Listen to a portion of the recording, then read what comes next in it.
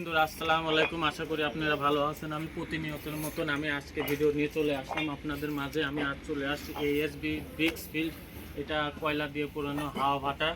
এই কয়লা দিয়ে পুরানো হাওয়া ভাটায় এই ইটটি কমে গেল, একদম সস্তা দাম। ইটের দাম একদম সস্তা হয়ে গেছে।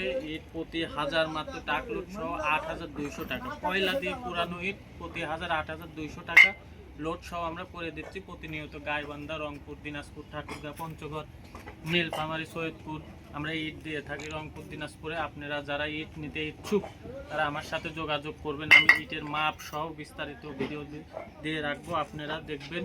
ইটের মাপ সহ আমি দাম সব কিছু আপনাদেরকে বলে দিলাম। আপনারা বিষয়টা 9.5 ইটের মাপ, লম্বায় 9.5, 4.5 2 সুত কম হবে।